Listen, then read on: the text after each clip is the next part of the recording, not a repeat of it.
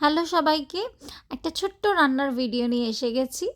কদিন ধরে আমাদের এখানে ওয়েদারটা খুব একটা ভালো নেই, মেঘলা আকাশ হয়ে রয়েছে। তাই ভাবলাম চট করে একটু দুপুরবেলা ডালিয়ার খিচুড়ি বানিয়ে নেওয়া যাক। কিছুদিন আগে রাত্রিবেলা আমাদের এখানে টর্নেডোও হয়েছিল। আমাদের বাড়ির থেকে 20 মিনিট ডিস্টেন্সে, কিন্তু ইম্প্যাক্টটা ভালোই পড়েছিল আমাদের এখানে। সেই রাতেরই ভিডিওটা আমি ক্যাপচার করার চেষ্টা করেছিলাম।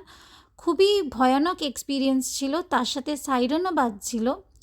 এখানে সাইরেন বাজায় যারা রাস্তায় বাইরে থাকে তাদেরকে সতর্ক করার জন্যে যে টর্নেডো হচ্ছে, তারা যেন ইমিডিয়েটলি কোথাও গিয়ে শেল্টার নেয়।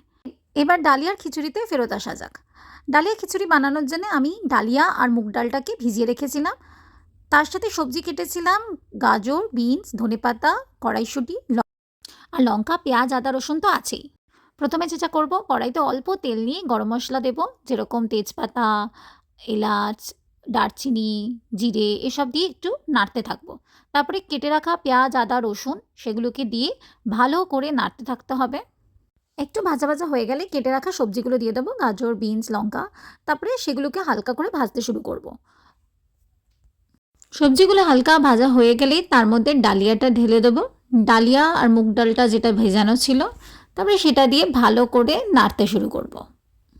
ডালিয়ার মুগ ডালটা ভালো করে ভেজে নেওয়ার পর এর মধ্যে গুঁড়ো মশলাগুলো দিয়ে দেবো চট করে আমরা। হলুদ গুঁড়ো, লঙ্কার গুঁড়ো, জিরে গুঁড়ো, ধনে গুঁড়ো। গুঁড়ো মশলাগুলো দেওয়ার পরে আবার ভালো করে মিক্স করে নিয়ে জলে কম আঁচে বসিয়ে দেবো আমাদের ডালিয়ার খিচুড়ি। নুনটা স্বাদ অনুযায়ী দিয়ে দিতে হবে। একটু ডালিয়াটা হয়ে উঠলেই তার মধ্যে ধনেপাতার কড়াইশুঁটিটা দিয়ে ব্যাস রেডি আমাদের ডালিয়ার খিচুড়ি। চটজলদি দুপুরবেলার একটা হেলদি খাবার।